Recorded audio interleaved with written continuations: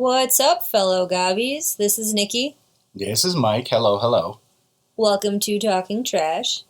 We are very excited to finally get a chance to sit down in the same room and record a podcast because, trying to record from a distance when there's lag and stuff. I don't know how these guys do it. We're figuring it out though. So we have been meaning to release episodes for all of the various events that we've done already this year, but that has not happened. So we're going to do a whirlwind recap of all of the events that we've done already in 2022, and then, let y'all know what we're going to be up to next. Yeah. So wait, what have we done this year? What's the first thing we did this year? I guess C2, right? No, because that was December. Oh, right. We could talk about Well, we that. have to talk about it because it was still close enough to this one. Okay. So we did C2, I did PAX. We did Georgia Ren Faire. Georgia Ren Faire. We did ACEN out here. Mm-hmm. And then we're heading towards C2 Part 2. In Bristol. And Bristol. And DragonCon. Next couple months are going to be wild. Okay, so let's start with C2E2. C2E2 is December 2021. Yeah. And that was the first time it was open since COVID was thrown. Actually, C2E2 was the last thing I did before COVID kicked off. Yeah. And then it was the first thing I did when COVID started to sort of get under control. Right, we started seeing masks at C2E2, but it was only like a very small percentage of the people. Right. And that was when we did our Ninja Turtles cosplay in 2020. And I remember little girls coming up to me to take pictures with me as Squirrel Girl in my mask. I'm like, I'm sure that they don't know who I am, but they just like my big bushy tail. No, I'm telling you, Squirrel Girl is a bigger deal than we both realize, I think. Especially for like younger demographics. I was already a fan of Squirrel Girl, and I didn't know of her importance until I started talking to people that saw you walking around, and they're like, did you ever see this issue where she was beating up Thanos? And I was like, oh. Yeah. We never did get around to reading her stuff, and we need to. Yeah, it's on my list for sure before I reprise that costume again. Yeah. So yeah, 2021 C2E2 was like weird though. It was like, it felt like a post-apocalyptic con a little bit. Remember Friday where there was like nobody on the con floor? Yeah. C2E2 is always, it's not always wall to wall, but there's always a big presence of people. And that day, man, it was just, for for an introvert, it's kind of the best day when we just walk in there. I was saying there's just enough nerdity and weirdos around to appreciate each other, but not so much that we were like, bumping butts trying to get through hallways and stuff. So that was perfect for me. It was bizarre. I was super okay with it. I think the thing that was a kind of a bummer was just that, like, the people that we might have seen otherwise weren't there. Yeah. And that kind of sucked. And then the other big kind of bummer was that, like, there was a palpable, yes, that's the word. Palpable feeling of, like, everybody just kind of, like, forcing themselves to do the things, but not really. I think by the end of the con, it felt like that. The first 2 days felt a lot more like, oh my god, I haven't seen you in forever. Yeah, that's true. Even if it was, we didn't see as many people as we wanted to. It was randos that I was connecting with, which is actually kind of cooler in a lot of ways. I think just everybody breathing a sigh of relief that they could do this stuff again. Like, having to wear the masks while we're doing cosplay, like, we know it's necessary, but it's a bummer because we have faces, and that's a big part of a lot of the costumes that we do. Yeah. Like, especially me making my stupid, goofy facial expressions in pictures with other people. So that was a little more challenging, but I feel like I missed so many opportunities to work masks into, like, crazy masks into things. Like, when everything started, I really wanted to make just, like, gnarly latex looking masks to, like, wear around, especially living in Georgia. Yeah. But then and even for C2E2, I'm like, why couldn't I just like work the masks more into my costume and pick costumes that had the mask? Like at some point, I thought I would do Mondo Gecko again, and like make a snout, like I don't know what you call it for a gecko. It's not a snout. Like the note, I forgot we were talking about that. You're talking about actually giving you like a relief, popping out of your head. Yeah, the snouts, I guess. Why not? But I could have done. I mean, I know why I didn't. It was because I was exhausted, in every possible way. We still should do that though. Yeah, I think you should have multiple variants of Mondo just because he's dope as hell and nobody ever. It would save me from having to remake my braces. That's also true. Save me a lot of paint job. We can work on that, Mouth, while you're here. I can work on I can work on a base for it, and then you can do the final details. Maybe. Yeah. Latex over EVA foam or something. Maybe. It's like that one picture of from the movie of Ninja Turtles when I think it's like Raph laughing. You can see the actor inside of it going, ha ha ha, with his little tiny mouth. That's what it's going to look like, but I think that makes it even better. I'll think about it. I like the way I did it the first time. It looked really good. I just want to do it a little bit better this time, where I'm not rushing and painting my face for 9 freaking hours. Yeah, you need to. You rushing a costume, it always turns out really good, but man, does it take a toll on their mental health, man. Oh, yeah. Next year's off my life, I think. Mm-hmm. But, it's the name of the game, I suppose. Yeah. We're working on getting better at that, but I don't know if that's a realistic goal. Yeah, right. Yeah, we've kind of taken, we've been, diametrically opposites on this particular thing for a few years now, where I'm just like, screw it, whatever I got is what I got. But I'll put the effort in, and at some point when I realize I put enough effort in, then I'll just be like, okay, I'm ready. All right, this is as much as I'm going to do, and then maybe I'll do little stuff in between. But you are the queen of crushing it till 3 a.m. and doing all your toughest work under the wire, which nowadays would literally kill me. So. Yeah. I heard something somewhere, though, that, there is a going theory about that in, I don't know if it's psychiatry or what, that the reason people do that is because it's fucking efficient. Oh, it is. I was like, yeah. Oh, yeah, I guess so, huh? I can't quite last minute stuff. It takes pressure off, too, because then you can't be a professional. You can tell yourself, in the time frame that I had, this is what I was able to do. Instead of, trying to be like, I knocked it out of the... You know what I mean? That's pretty good Jedi mind trick. Yeah. Interesting. On yourself, but yeah. Yeah. So. Well, hell, 90% of my Jedi mind tricks are on myself anyway, so I got no control over anybody else. So what was the highlight and the worst thing about C2E2 2021? That freaking dance party was really fun. Yeah. And I am not a party guy. I'm not a dance party person. I don't drink. I don't do a lot of the nightlife type stuff. But since we started doing the weird parties and nightlife stuff afterwards, that one in particular, and that was another thing, at that particular dance party, that was when all the people that I knew started showing up at the end of the night. So, Deb showed up, and then we saw Michael, and it was just a cool gathering of all our freaking nerds that just showed up at the same spot. We need to have that guy over. We do. I still have his hoodie.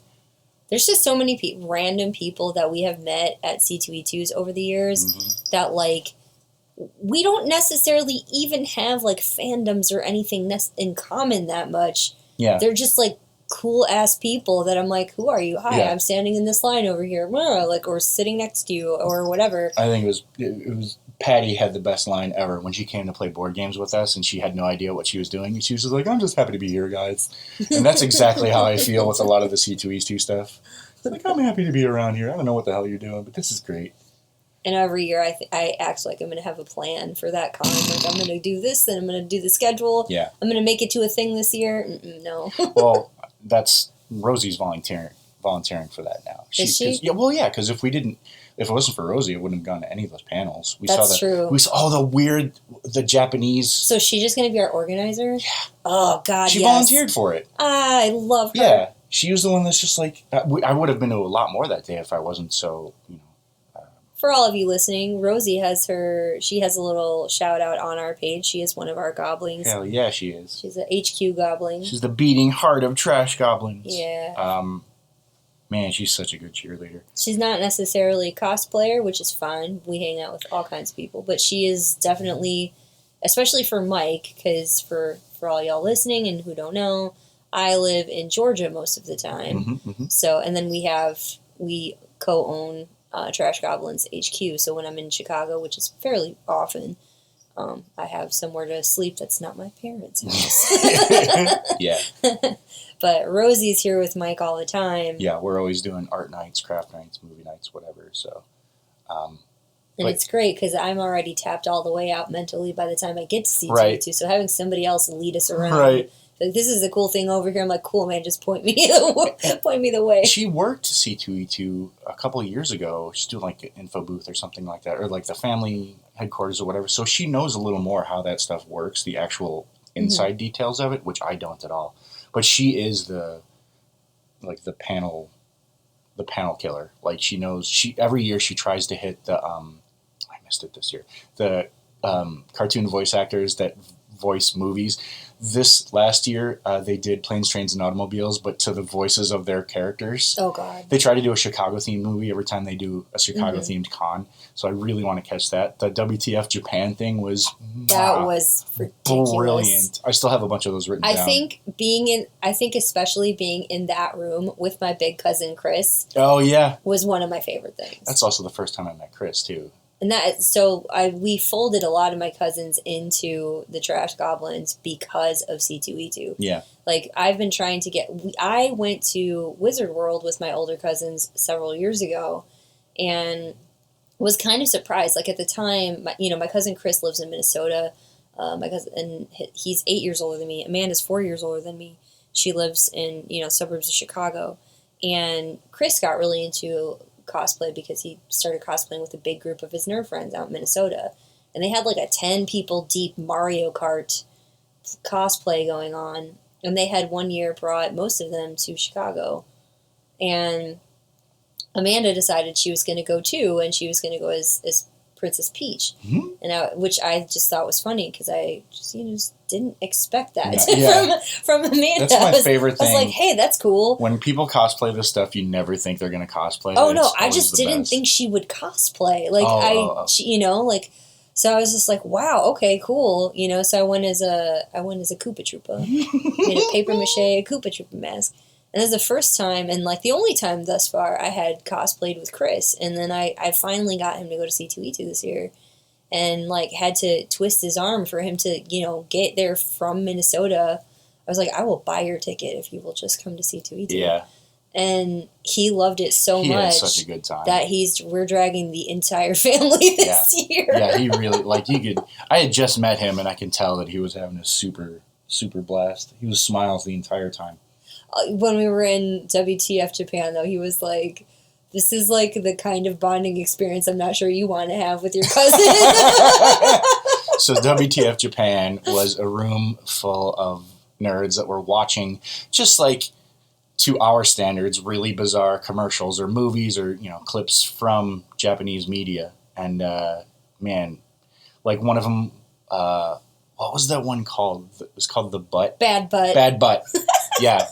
And it was like, spoilers if you plan on watching Bad Butt, but it's about a girl's butt that comes to life and starts like eating people and talking, and it was the weirdest goddamn thing, but so enjoyable and so completely off the wall.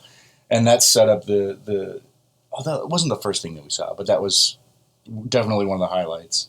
Yeah. I would watch Japanese game shows all day if I could. This stuff slays me. Absolutely.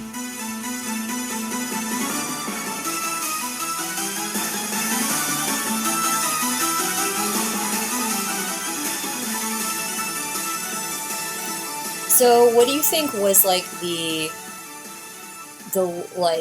down part, or did we cover that kind of? Yeah, I mean the masks for me were a big problem, just because I wanted to see people's faces even beyond just being able to make my own facial expressions and stuff, just because I haven't seen people in forever. Do you think that contributed to the, like, that low energy level, maybe? Yeah, I think so, because we couldn't entirely be ourselves. Yeah. Well, also, like, when you see somebody smile and grin at you from across right. the, you know what I mean? Like, that is a shot of dopamine. I was really trying to do the, like, Midwestern smile with my eyes thing, but I think you aren't good at that. Well, but also I think a lot of the time it came off as me, like, sneering at people, but it's hard to tell because I have these little squinty eyeballs. Yeah, and, like, I don't have a problem wearing masks day to day. I never really had a problem. Yeah. I get to feel like a ninja every day. Works for me. But it was just that one extra boundary of, like, oh, I want to see my friend's face. Yeah. That was the only real bummer that I had, because honestly, the rest of that was a great time. I agree. I think that was also my low, and then I think the highlight for me, I think, was just that Chris was there. Yeah. And that it, like, weirdly turned into, I don't know, it kind of, like, changed the vibe of Trashgoblins, because it switched from us doing it with, like, a core group of friends to, like, this weird amalgamation of lots of people. Yeah. And the fact that, like, my family is now so included in that is really awesome, because it's hard for me to see my family from Atlanta, you know? Yeah, an so excuse, like, right? Yeah, so the fact that they're like, yeah, we'll come meet you on your playing field, I'm like, hell yes. Yep. Guys, you don't even know how fun it's going to be. And it's one of those things where, like, so many people want to be part of this. Like, I talk, like, people bring it up all the time. But it's just a matter of adulting, and if we can get in the same place at the same time. But, like, when all those magical moments click and we're able to show up at a place and be there, be present with each other under that, like, Trashgoblins banner. I mean, it's really fun. Ren Faire and C2E2 are going to be lit this year. That's what I'm saying. It's going to be explodinated. I'm almost sad. I'm wrapping up my year with Dragon Con, but we'll come back to that. Anyway. When is that? It's in September. September. I'm thinking about ditching it to go to the Jiu-Jitsu finals. But anyway. I would. So that was C2E2. And then the next one was PAX, I think. PAX East. So I try to do PAX East every year. Clearly I couldn't because of COVID for a couple of years, but this is the first year they kicked it off again. And I initially go out to Boston. So PAX East is in Boston, PAX West is in Seattle, and then there's other PAXs all over the country and one in Australia. But PAX is Penny Arcade Expo, which is like the big game nerd convention. Because we used to just have, like, E3 or Consumer Electronics Show or whatever. But PAX's, those conventions were more for vendors and people that were in the industry and stuff like that. You really couldn't get an invite unless you were part of it. But PAX is for the fans and people that were fans of Penny Arcade, the webcomic, which is what they had been doing for a billion years. So I would initially go to Boston to visit my friend Nick from college. He's in a wheelchair, so it's hard for him to get out anywhere else. So I just go visit him, and it just happened to coincide with PAX. We started doing that and it became a tradition since, like, I think 2014. I've been going to him. We're definitely going to have Nick on the show at some point. Yeah, we have to. And Rosie, for that matter. Yeah, absolutely, we have to. But PAX is, for me, the best con I've ever been to. It's... the production value involved, the amount of content on the con floor it's a really big deal to me. I don't like cons that are just like, a bunch of vendors sitting behind booths and you go to buy stuff. That's cool to be part of a convention, but it shouldn't be the basis of a convention. And PAX is almost nothing but showmanship. It's incredible. One of the first years I went, they had I think it was honestly like 20 feet tall. It's a giant T-Rex that you could ride on the back of when they were releasing Arc, I think, and take pictures and stuff. But so many different communities come together at PAX. And this last year, since it was the first time back after COVID, it was much smaller. There was a whole chunk in the middle that was sort of pulled out, and they just drove food trucks in, which is kind of perfect. But again, same thing like C2E2, like it wasn't butt to butt. You could walk around. Saturday was probably going to be a little wacky, but we just decided to not do Saturdays anymore because there's too much crazy stuff going on. But man, yeah, the low-key vibe of, hey, everybody's back. Let's see you weirdos again. What are we all getting into? Is so fun. That con feels like home now. And Nick was really, really thrilled about it too, because he lives maybe like 20 minutes away from the con, but like without it, it's such a huge, important part of his year for socialization. And so anything that happens at that con is just magnified by like 20 when we're there, especially when we're there together. I've only missed one or two because like C2E2 has intervened in it once or twice. But fantastic convention. Really cool. They have indie booths there for indie developers that are... it used to be an entire zone called like the indie showcase, but now they sort of shortenized it into a smaller section that was much more intimate. And you can talk directly to the developers of these games and, play beta tests and just kind of hang out with the people making the games, which is something you don't really think about doing until you're at a convention like that. You're like, oh, you're the kid that did all the artwork on this. Oh, you're the lady that did the voice acting. So I get weirdly starstruck about stuff like that. Even if it's some goofy little indie game off in the corner that nobody's ever heard of. I'm like, oh, you did the voice of the weird moving block with the eyeballs. I love you.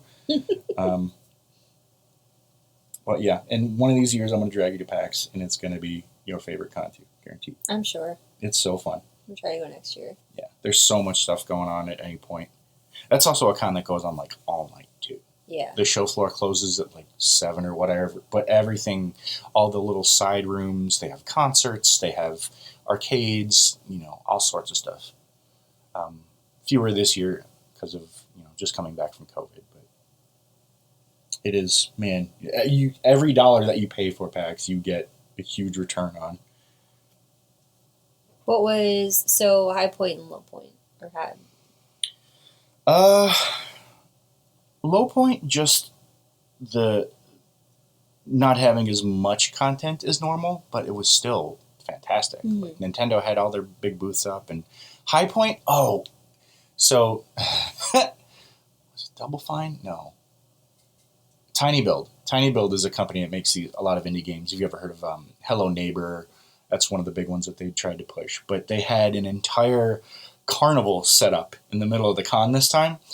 And they had literal carnival games that you could play for prizes and like beta keys for their games. So they had like Whack-A-Mole that you could just go up and play Whack-A-Mole. They had claw games. And they had one of those little punchy, smack the thing and see how hard you can punch the thing. And one of the best parts of the entire con is... So everybody that's at PAX, they just bro out no matter what. Doesn't matter what type of life you've had. But there were these particularly jockey dudes that were, tight t-shirts and the big old biceps, and they're getting ready to punch the hell out of this punchy game. And they knock it, and they're all talking about how great they did. And this like 7 to 10-year-old kid walks up after him. And he looks at it and he calculates it, smacks the hell out of it, and got like 200 points over everybody in that group.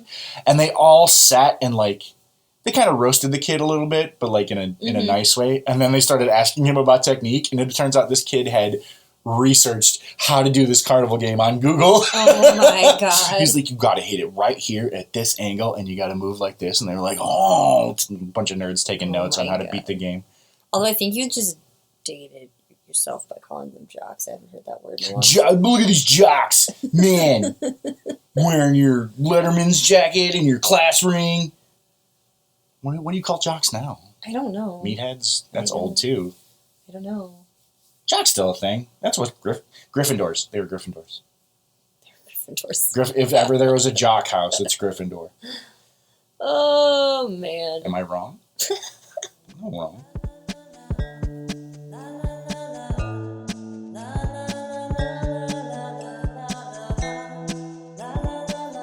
What's next? What came first? Georgia Ren Faire or Georgia Ren Faire ACEN? before ACEN. Okay. Yeah. So first time at Georgia Fair, that was really weird. First time for me at Georgia Fair because it's the same people that do Bristol out here. Yeah. And even the fonts on the signs were the same thing. Yeah. So automatically, even though it was a completely different area, a lot of the same shows and everything, I felt right at home as soon as I walked in. Like, I know that sign with turkey leg. I know what this is all about. So that was really cool. Like, I've been, now to California, Arizona, a couple other ones, I think. And Bristol, obviously Bristol's home base. But the Georgia one, you're right. Like, it felt immediately like home. They're super, super the same. So much the same person. And in some ways, I don't know. It's hard to compare the two because there is so much overlap. Yeah. And of course, like, some of my favorite acts are both, including Barely Balanced. You are right, though. They did have better washerwomen. Yes. The Georgia washer ladies were too damn funny. Oh, yeah. Yeah. We're going to have to hunt down the ones this year and watch their show and do a compare and contrast because they were really good. Yeah. Yeah. I think the ones this year hang out outside the bar, but I can't remember. Oh, there's actually a couple more. I have a list, actually, of acts that we should catch this year by people that used to work there. I've seen it. Like, I went in, because I tried to put up, like, a rough list of what we might go see on Saturday on the website, and was like, wow, these, I haven't heard of like half of these before. Yeah, it's to the point where I've been going for so long that I've stuck with the main ones so often that a lot of the times I just don't think about seeing the other newer stuff. I'm kind of counting on that. So, like, I'm assuming... Actually, we'll get back into that later. Mm-hmm. Georgia first, yes. So it was a little bit of a whirlwind because we previewed new costumes at that one. Oh, yeah. And... Good Lord. Yeah, we did Willow. So we went as Mad Mardigan and Sorsha. And... at a glance, Sorsha looked like it was going to be a very simple costume. It was not. It was not a simple costume. It turned into a much more in-depth costume. And of course, like, that meant lots of sleepless nights leading up to the fair. I just said, like, 3 days in a row up till 4 in the morning type of a situation. Yeah. And then, I think Mardigan came out fine, but Mike has some... Yeah, it just didn't... So I did Mad Mardigan, and I had to shave my face, which is a huge ego hit for me. Like, I've had these face pubes forever, so not having them is weird. It's very like Samson loses his powers kind of a situation. But, like, I couldn't quite figure out the hair. You eventually figured out that, the top knot version of Mardigan looks better on me, but, like, nothing quite fit right for what I wanted it to be. Like, I had most of my old pirate outfit that was converted to Mardigan. I was really proud of I made the little clay. Oh, those things were so adorable. The brownies from Willow, I was really proud of. I made little clay dudes, and I painted them, and I made, like, little leather loincloths for them. I gave them little butts and little cutie marks. Their hair was paintbrush that I clipped off and glued on. Those I was really proud of. But I just think because it was the first time out of the gate and I wasn't 100% sure. Maybe it was not being in my own territory, too. I don't know. I want to do that costume again. I just want to fine-tune it a little more. Yeah. I think, too, part of the problem with Mardigan is that, like, apart from your little brownies... He's just a dude. Yeah. Yeah. I was thinking about doing his armor, the actual armor, but... I thought, like, I wonder how many people understood who I was without having seen the brownies. Because, like, if I see Mardigan in the movie, or if I see, like, he's a striking character, but I don't look like him facially. I don't look like Val Kilmer's face. He's got, like, that trippy Cupid's bow and everything, right? So... I don't know. I think that if you fully shaved your face... you'd have a better shot, but I know that that's not going to happen. Man, never again. But I do think that that is one of the key parts of the problem. Yeah. I shaved it down quite a bit, but it wasn't completely to the nub. Because he had like a little 5 o'clock shadow going on. Yeah. I thought he had a mustache for most of my life because of the way his lips have that little shadow. His pouty Cupid's bow smoochies. Like, honestly, look at him in that movie, and like when he turns, there's shadows over his lips that look like a little John Waters creep stash. Oh my god. Or some kind of, 5 o'clock that's going into a goatee or something. So I didn't even realize that he was a shaved face until I started researching for this outfit. But it'll get there. It was definitely the pirate shirt was very baggy, and it should have been much tighter for Mardigan. But I will do his trippy gold armor, sans stupid helmet, because that thing is dumb as hell looking. The tall egg with the ponytail on the top. Mm-hmm. Or maybe I'll just like carry it on the side or something. But I haven't done armor in a while, so that will be an enjoyable one. That was my first time really doing that foam armor stuff, and it didn't come out bad. Like, it looked all right, but I didn't use thick enough foam for the pieces that I needed to make. So they just kind of, especially in the Georgia heat, it was like 100 degrees that day. So everything, like all of the sealants, everything just started popping and warping throughout like before we even got, 20 feet into that place. Yeah. So it was not a good day for me. Eventually it kind of it sunk in, and we had managed to patch things together. But then so much of the day was super gluing shit back onto my costume. Little rivets were jumping off. Yeah. Leaving like little Terminator liquid mercury trails. Yeah. So that I'll have to do an update of that, or at least secure the armor a little bit better. I do think 90% of that was just the thickness of the foam that you used. If you'd used like that puzzle piece crap that I have in the basement, I couldn't do that for a chest plate though. Couldn't do it as in like for the boots. I definitely should have, but not for. I don't think I could have done that for a chest plate. Bet you can. I'll show you some tricks. There are some tricks. The tricks that you did, where you were chopping it, like because you were basing. That's not what I'm talking about. I'm talking about like, for something to be that form fitting on a woman, you can't use something that thick. Oh, I see what you're saying. Yeah. Yeah. You can get a lot of bend out of those. I'm not worried about the bend. I'm worried about it, like the actual having form. to be form fitting. That's fair. Because that's adding several. It's like adding literal inches onto your waist. No girl wants that. Right. Right. Well, and that's the other thing too. Like I've been I primarily work with those. So we're talking about those puzzle piece floor tiles that are like anti-fatigue mats for workshops, and that's generally what I use for UVA foam. And I used to just use whatever thickness I got of them, but now I've been figuring out how to sand down and make actual grooves and valleys in the backs of it, so it will shape a little more to me, like not to the level that you need it for that costume, but and then the other thing figuring out is after I had sanded the hell out of it with a Dremel and left all these big old gouge marks in it, it was just because I was using that sander disc.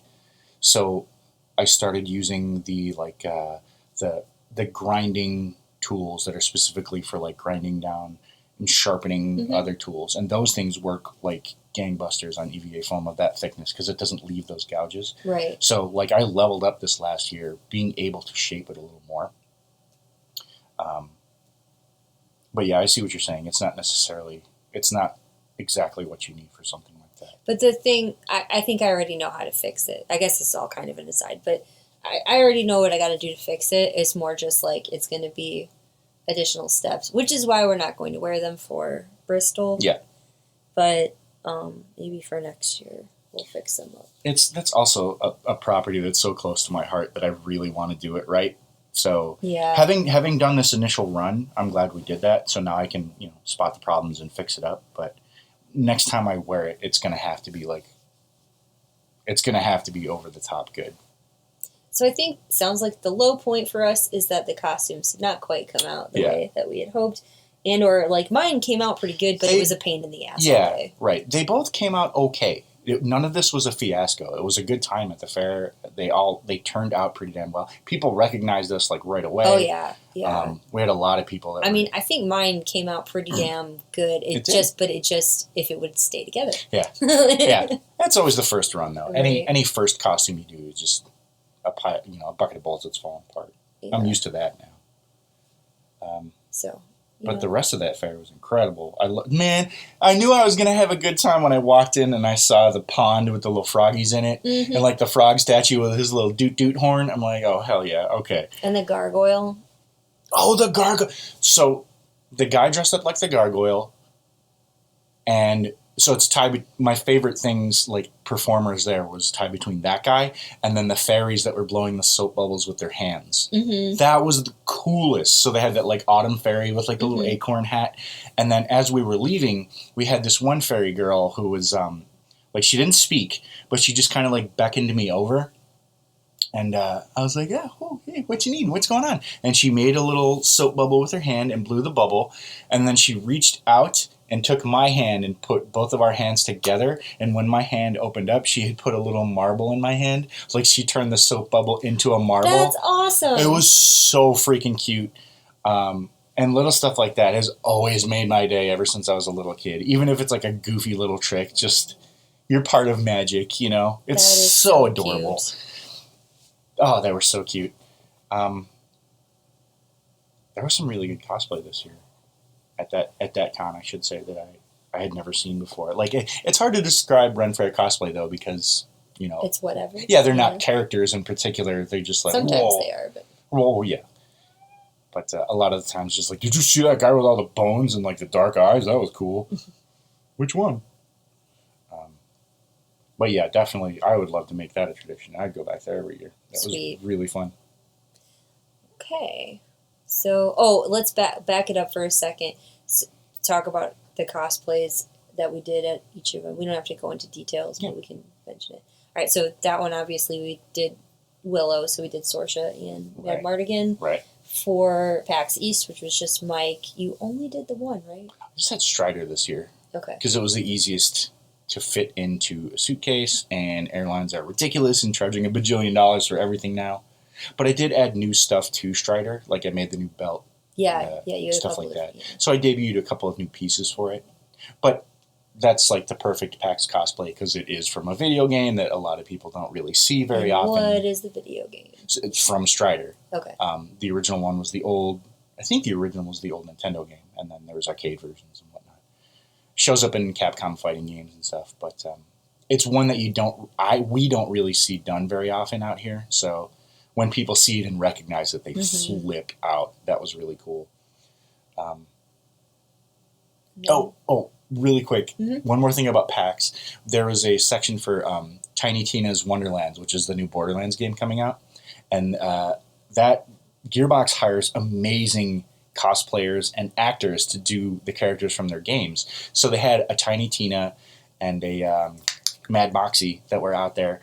And they were doing the voice perfectly. They were doing everything great. And as I walked by in my Strider outfit, they like broke character to be like, "Oh my God, are you Strider? You look incredible!" And they like demanded a hug and a picture from me. Awesome. So that was super, super cool. And then as soon as I walked away, right back into character, and they started doing like the crazy Tina voice. That was a really cool experience. Did we get any? I did get people asking for pictures with me as Sorsha. Oh, for sure. It was weird. That was a weird one because I would just hear whispers of people like, "Oh, it's Sorsha." Yeah. Right. It's like, wow. I kind of like those though. Yeah. I like just as much as I like the people that come up and they're like, "Holy crap!" Yeah. The people that are in the background that are like, "Did you see the Strider over there?" When you kind of hear it, like you're an urban legend in the crowd. Yeah. That's pretty cool. And then C2E2 last year, 2021 was. Oh God, I already don't remember. What did we do? Jeez. We did Squirrel Girl and Craven. Yeah. We didn't do Turtles. No. One day I went no costume, or one day I went vault suit, right, for Fallout? Yeah, you did Fallout. I did Red Sonja. What was the in-between one? Because we had a couple. We had a few that were together. Yeah. We did Craven and Squirrel Girl. That day was the randos. That was the day Chris came. Strider and Sonia. It was Strider and Sonia. Strider, you're Sonia, right, and you're then right. he was Fix-It Felix. Fix-It Felix, that's right. And then the last day we did What We Do in the Shadows. Yeah, we did. God damn it, you were so right about that. That was the most fun I've ever had wearing a costume. Dude, the picture of you standing in front of our fireplace with that little goofy deacon smirk is one of the best pictures I've ever seen of you. So freaking... I think literally every picture of me that day is... incredible. You know, so me and Mike argued about this because I went as Deacon and he went as Vladislav. Vladislav, and I really wanted to be Nadja because she is my freaking soul. But Mike was like, no, you gotta go as Deacon. Gotta go as Deacon. And I looked at him like he was absolutely bananas. I was like, what do you mean I gotta go as Deacon? He's like, are you kidding? He's like, who else could pull that off? And I was like, it's so perfect. But I so wanted to be Nadja. And then I finally, I think getting closer to it was like, you know what, fine. But also everybody's being Nadja. I know, it's true. Everybody's being the What We Do in the Shadows show people. I know. Nobody does the movie ones. It's true. People kept confusing me for, what the hell's his name? Nandor. Nandor, yeah. They kept, hey, Nandor. But again, because I had the mask on, so they couldn't see the full deal. And then they saw the cat, cat with the face on it, because I never get the faces right, and they're like, oh. Yeah, but, you were totally right. Deacon is the most fun I've ever had. I'm telling you. We got to get that. It's really sassy about it that morning. We got to get that the skull cod piece for you, that's the win. That's my goal. I forgot that's the thing I need to do before C2B2 this year. Yeah, so okay, that was it. And then wait, what was Luigi? Chris went as Luigi. That's right. Yeah. And then I don't remember. I should also mention too that even though Rosie doesn't cosplay, not because she doesn't want to, she just hasn't really found her groove yet. Yeah. But she does dress for the occasions. Yes, she does. She's really in love with the ideas. Like, we've gone through so many of those cool people that like dress in the style of Disney princesses or Pokemon or whatever, right? So it's like the right colors and the right sort of vibe. Yeah. I love that stuff, and she loves it too. So I think if she does anything, she's going to want to do that. She's also talking about wanting to do Rogue from X-Men. Oh, God, she'd be so good. I know. She was talking about doing Agatha from WandaVision. Oh, with Agatha all along. Yeah. So she definitely has some stuff in the bucket that she wants to try that I think we're just gonna have to nudge her into. I just think she's too shy to like start it. Yeah. For sure. We'll get her. Mm-hmm. Last one is ACEN. Oh, ACEN, yeah. It was my sister's first time there. My second or third, I guess. So ACEN, I actually don't remember what ACEN stands for, but it's the Anime Central, and then unless A is anime and CEN is central. I think that. I figured it out. Woo! That's a much smaller convention because I just feel like the stuff at I almost called it Rosemont. The Donald E. Stevens Convention Center in Rosemont, Illinois. When we grew up, it was the Rosemont Convention Center and Rosemont Horizon and all that crap. So I still have trouble switching my brain over it. But it's a much smaller space. Like lower ceilings make a big difference in a con too, I feel like. Mm-hmm. And, that's where Wizard World and all that other stuff was. So it feels like a more intimate convention. But I am a big anime fan, but I'm not at all up on it. There's so much anime I've never seen. Yeah, same. So, if there was a costume at a con that I didn't know, I would chalk it up to either being a League of Legends character or an anime character, right? So this is just a bunch of characters I'd never seen before, but good Lord, the amount of time that anime nerds put into their costumes is bananas. One of the coolest things that we saw there was, have you seen Shovel Knight, the little 8-bit, like Nintendo retro-looking game? No. It's this little blue dude in armor, and he's got little horns, and it looks like an old Nintendo game. But somebody had done Shovel Knight armor in like a highly detailed, realistic style. So he had like this big old evil shovel. He looked like he was from Guar, basically. That's awesome. It was dope as hell. And then it was just like a nice chill time. They don't have as much stuff. I don't like to go to conventions at that hall as much because it seems like there's less stuff to do there. Yeah. But they did have the giant arcade in the background, so we did go hang out and play with a bunch of other sweaty nerds like rhythm games and stuff like that. So that was cool. So it was you, Rosie, your sister Anna. Yeah, and Dan works there. Dan works. Yeah. Yeah, he was. I think he's volunteering. So Anna is as stated, Mike's sister. She's got a mini bio on our page. Rosie is in Trashgoblins HQ, and she's got a bio. Dan also, I think, is HQ. Yeah. Yeah, he's also in the HQ and has a bio on our page. I don't know how much of a page he has though, because he hasn't done much cosplay yet. None of them have like full pages right now. Yeah. We eventually will fill those out a little more. Right now is sort of like an introduction. And then we're going to try to get, various members of our rotating cast of weirdos right. to come on the podcast and talk more about how they got into cosplay and, how we all met each other and stuff. Give everybody some background. Right. But for now, it can remain mysteries and we can refer to these people and y'all can go find them on our webpage. Yeah. Anna really likes doing cosplay, but she doesn't like doing it alone. So, if we're going to a thing, then she wants to go along, then she wants to do the thing. She's working on a bunch of really cool. She wanted to do that Cien Ko from Darkstalkers cosplay, but she couldn't finish it in time. So we just went plain clothes, but that was fine. So nobody cosplayed for that one?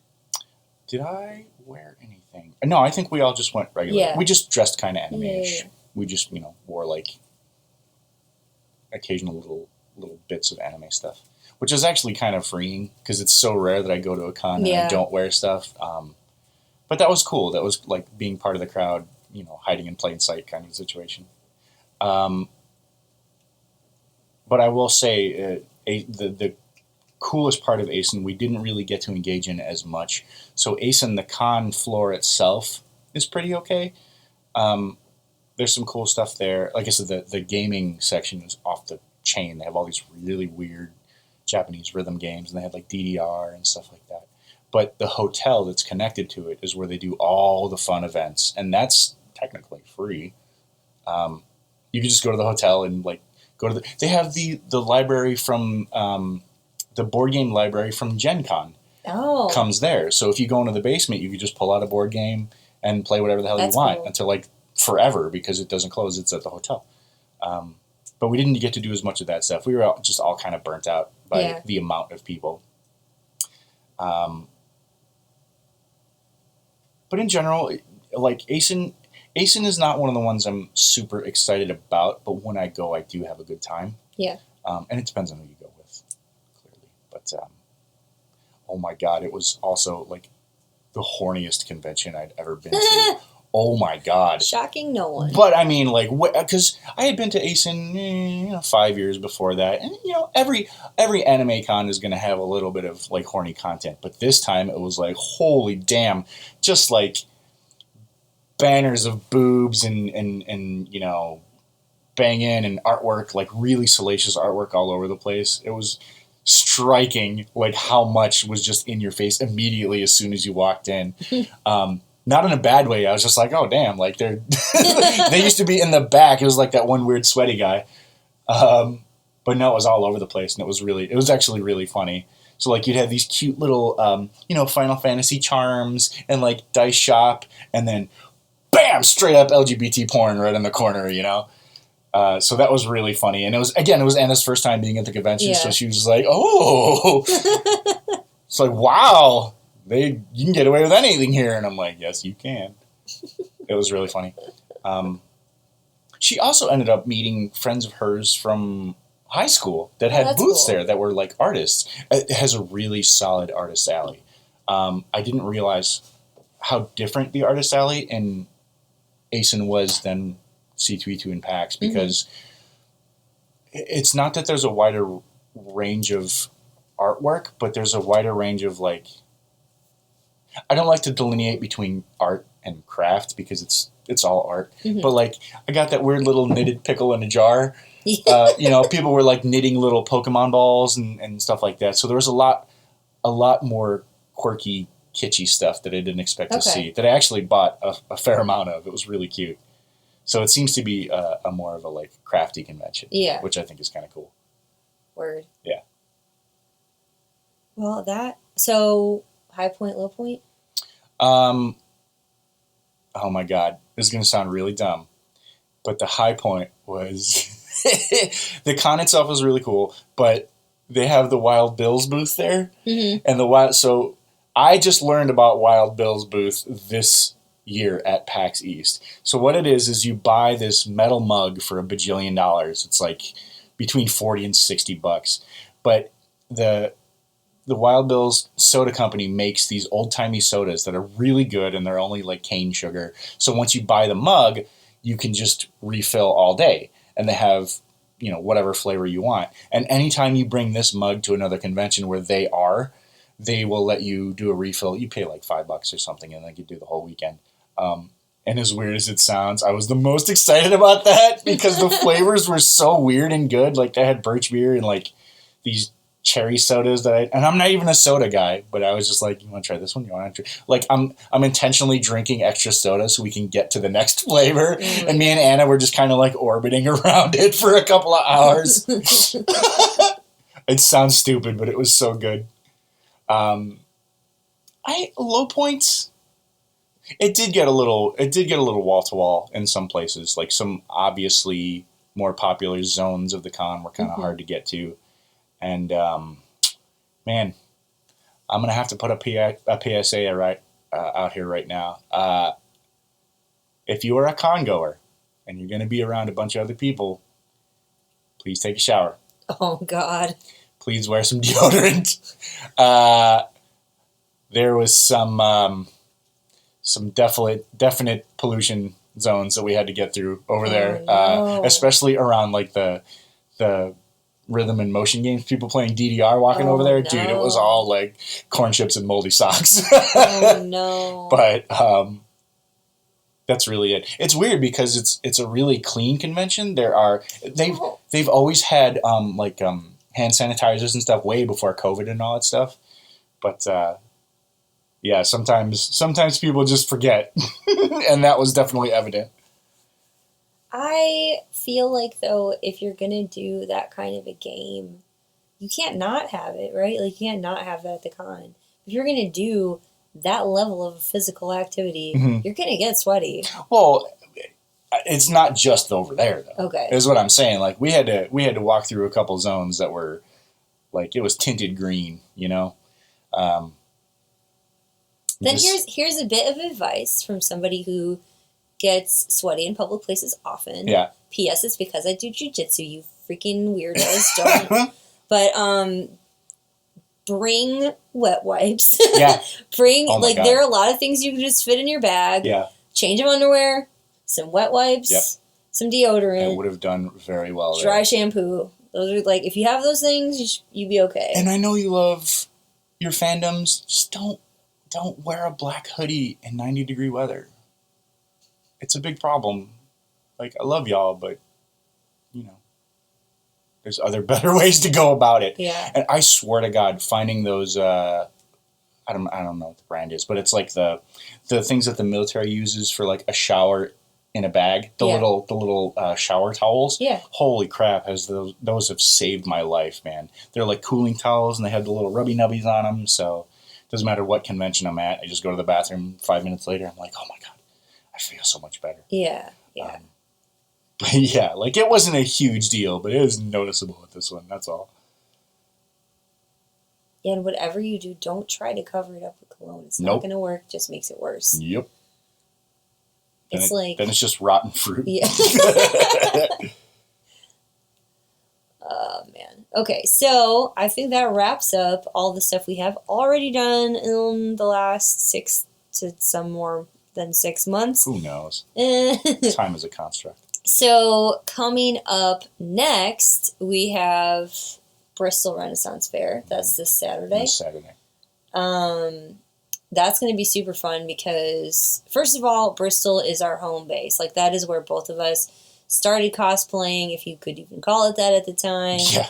And, you know, really leaning in to being a nerd, but also just, like, being really okay with being, like, a nerd with other nerds. And, being public about it, I guess. Bristol is one of the few places on this planet that I feel completely at home. Yeah, yeah.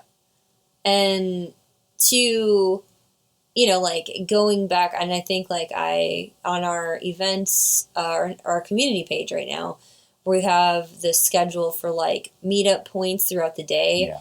And mind you, this is not just for, like, any of y'all listening or people who are gonna, like, who already responded to our Facebook event, but there is a Facebook, you can find our Facebook page. We have events posted for all these so that people can communicate with each other and find us. Yeah. Or, you know, like, we're gonna post, we have posted meetup times and places throughout the day so that people can actually know where to hang out with us. Yeah, that's really important too, because usually at Ren Fairs it's kind of out in the sticks and the internet is suck. Yeah, so exactly. Don't rely on trying to find us via Messenger or something. Right. So that's the thing to stick to. And, you know, it's not just for all of y'all. It's also because there are going to be so many of us representing at Bristol this year. This will be the first time I'm going, like, I started off going with my cousins, not the cousins I already mentioned. This will be their first time at Bristol, but they are coming this year. I didn't know. Yeah, Amanda's coming with the kids. I didn't know it was their first time. Yeah, yep. Oh, yeah. And then the Heddle clan are all coming. So, and I started off going to Renaissance Fair with Will and Lindsay. Is little baby Big Head going to be wearing anything? No, I don't think he's coming. I don't. Oh no! Okay. Yeah, I know. Yeah, that's a shame. So my cousin Will is the only one on that side of the family with a baby. I guess Amanda's the only one on the other side with a baby. But my cousin, we were trying to get him to bring his son. His son is like 2 now, but he's like, I'm not bringing him. Like, he's being away about it. And I'm really sad because I think the kid would have so much fun. It'll happen. But if the kid has so much fun, Will has less fun. Yeah. So. Yeah. I think it's going to be with Carson too. That's my nephew. He's I don't know if he'll be coming this year, but that kid is going to be a severe Ren Faire acolyte. I guarantee it. With this family, with his father. Yeah. Good Lord. Yeah. So we're going to be in quite a few people. My parents are both coming. Yay! I didn't know that. Yeah, my dad's bringing his girlfriend, so I'll meet her for the first time at Ren Faire. Seems appropriate. I think some of my aunts and uncles are coming too. No kidding. Yeah. And my friend Jessica's coming with her husband and her son. I think there's actually probably more people I'm forgetting. Yeah, on my side, it's all probablys and maybes, but nobody's ever actually, you know, super sure, which is fine. I just like the idea of, like, running into people there. Yeah. You know? As long as people are having fun at my second home, I'm happy. Yeah. You don't have to be there with me the whole time. I just want to see your face for like 2 seconds. So yeah, that'll be this Saturday. And then next thing after that will be C2E2. Yeah. I'm very excited about that. Turtle time. And then, you know, end of summer, I'll be going solo probably for Dragon Con. Yay! Yeah. I really think I'm only going to go one day though. So everybody that I know that usually does Dragon Con has bailed this year. None of them want to go. Oh, really? I promised Trinette I would take her for her birthday this year. That was like my birthday present, was I was going to take her this year. She boogied out? No, but I can't, like, unless we get a hotel room with other people, it is not affordable to do that. Yeah. And I don't want to, like, drag her, you know, from Chicago to Georgia and then be like, we're not. You know how it was last year. I do. If you don't know what's going on and you don't know where the things are or where the people are, it's, like, not really worth being there. It's a con across an entire downtown area. Yeah. It's ridiculous. So because everybody else I know from Georgia and that knows that con is bailing this year, I probably will only make a showing and not stick around for the whole thing. Yeah, just cruise it one day. That makes sense. Yeah, but we will see what happens. I hope Bernie Sanders in the chair again is there. That was my highlight for the last one. Yeah. Yep. And then so Bristol will be next. Mm-hmm. And if you are listening and you hear this before we go to Bristol, which will be July 16th. Please find us on Facebook at it's Trashgoblins Inc. on Facebook, or go to our website. That's the easiest way to find us, trashgoblinsinc.com. Or you can find us on Instagram at trashgoblins.inc. Yeah. And we're in all those places. And hopefully, sign up for our mailing list. That's another thing that we're trying to get off the ground. Oh yeah, that's right. So Bristol will be the sort of the beginning of us. We have been, when we can, passing out little stamps and things with our info on it when we get to cons. But we're going to do this new thing that is going to feed into a much larger scheme for our fans, or for people listening, or for, Trash Goblin, our larger Trash Goblin community.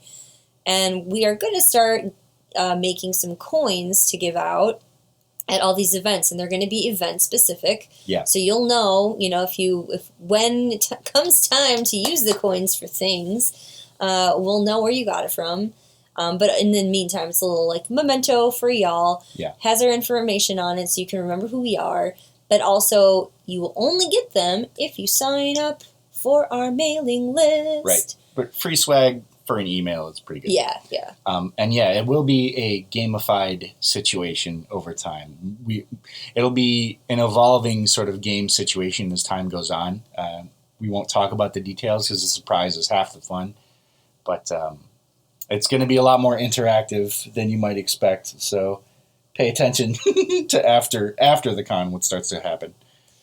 Yeah, so we'll, and after the cons too, after this kind of crazy month and a half is done, then we can start planning some more local events that are not, so you don't have to come out to big cons and deal with huge crowds, because that's not everybody's jam. Right. But we may be able to do smaller, more local stuff, get back into actual gaming with people, doing some Mike does a lot of games, so we're trying to plan some of those, especially for the fall and the winter. Yeah, board games are going to be a big deal. Yeah, very soon. Yeah, so stay tuned. Find us on the things. Sign up on the website. Sign up for the mailing list, and otherwise, we will hopefully see y'all soon. Yeah, thanks for listening, everybody. Okay, bye. Okay, bye.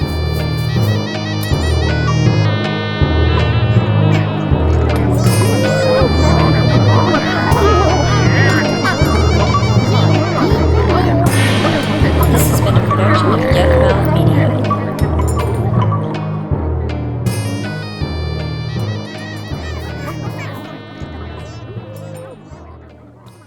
What's up, gobbies and goblets? This is Nick from the Trash Goblins, here to let you know that while we didn't talk about it in the show, because we're still kind of new, all of the events that we talked about now have galleries up on our website. You can find that at trashgoblinsinc.com and scroll to the galleries page, and you can go to cons, and there should be con photos from each event that we discussed.